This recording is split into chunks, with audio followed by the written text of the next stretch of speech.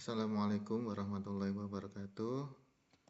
Saya akan menunjukkan bagaimana cara menambahkan materi di ELSA, e-learning system PPSDM Migas ya. Yang pertama tentu saja kita harus login.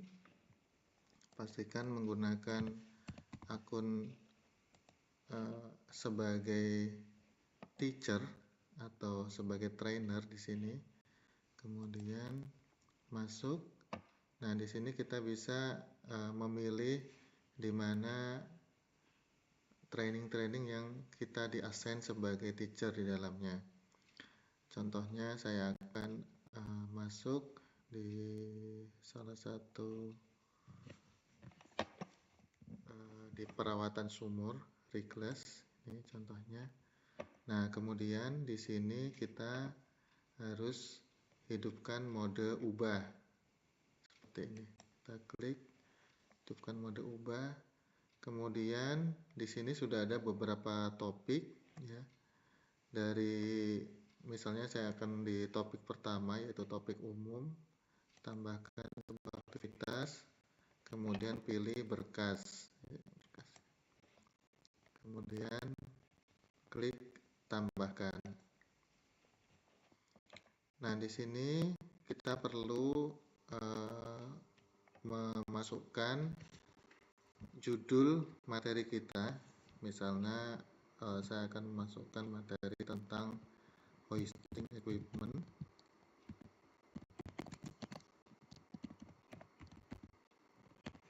Kemudian deskripsi.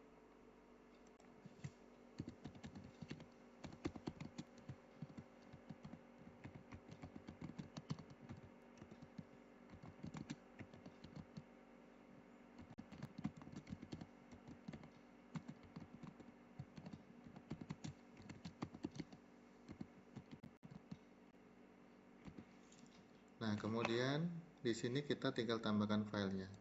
Ada dua cara. Yang pertama kita upload secara langsung seperti ini. Misalnya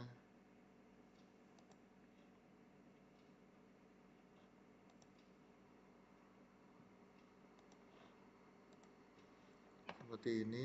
Kemudian klik unggah file. Bisa juga namanya diganti di sini. Misalnya saya ganti menjadi peralatan statis.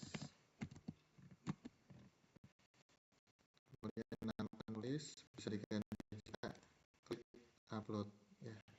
Ini sudah selesai ya. Cara kedua bisa kita langsung dari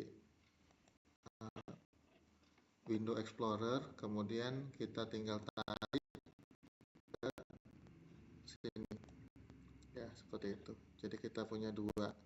Tapi kalau kita upload kita bisa ubah namanya. Kalau kita tarik kita tidak bisa rubah namanya. Kemudian ada beberapa pengaturan. Yang pertama deskripsi, kita bisa tampilkan deskripsi ini di halaman utama training kita atau tidak. Kemudian di tampilan ini ada beberapa pilihan. Yang pertama ditanamkan itu artinya nanti dia muncul di halaman ELSA seperti ini. Nah, di situ nanti ada filenya. Jadi filenya itu di dalam halaman. Ada juga paksa unduh, atau begitu peserta klik dia akan langsung mendownload file tersebut. Kemudian ada file buka. Buka artinya dia dibuka di satu window, full window, untuk diperlihatkan filenya. Kemudian dalam pop-up berarti dia akan membuka satu window baru untuk menampilkan filenya. Kita coba yang pertama, buka. Kemudian kita tidak perlu tampilkan ukuran, bisa juga tampilkan tanggal. Kemudian Di sini ketersediaan bisa tunjukkan pada halaman kursus atau kita sembunyikan. Kemudian pembatasan akses. Nah, ini di sini kita bisa mengeset bagaimana materi ini bisa diakses oleh siswa. Ya. Contohnya, siswa perlu atau peserta perlu menyelesaikan materi sebelumnya terlebih dahulu sebelum mengakses materi ini. Oke, jadi ini materi pertama, jadi tidak bisa kita kasih pembatasan akses. Nanti materi kedua baru bisa kita beri pembatasan. Kalau siswa ingin membuka file ini harus menyelesaikan aktivitas sebelumnya. Kemudian ada juga penyelesaian aktivitas. Ini artinya siswa bisa menandai bahwa aktivitas ini selesai jika yang pertama, siswa bisa hanya mencontreng saja. Yang kedua, siswa harus membuka filenya baru dianggap selesai melakukan aktivitas ini. Nah, jadi itu. Jadi saya akan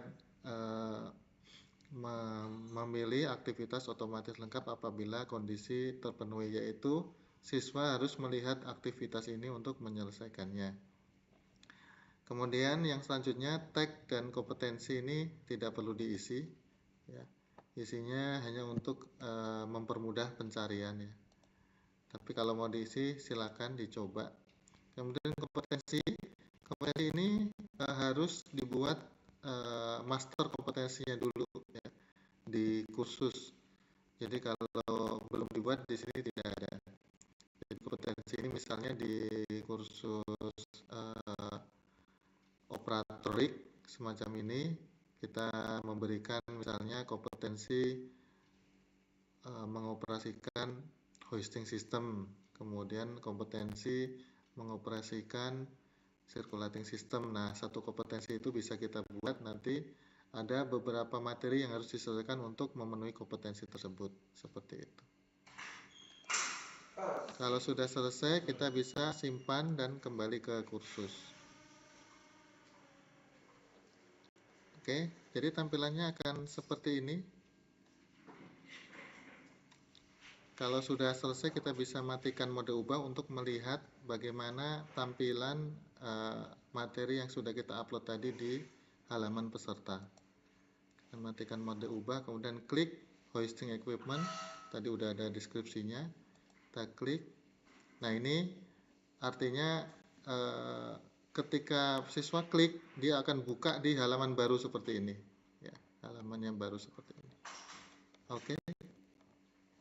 Nah, di materi selanjutnya nanti saya akan jelaskan cara untuk membatasi aktivitas dan tampilan yang di dalam ELSA. Terima kasih, sampai jumpa di pertemuan selanjutnya.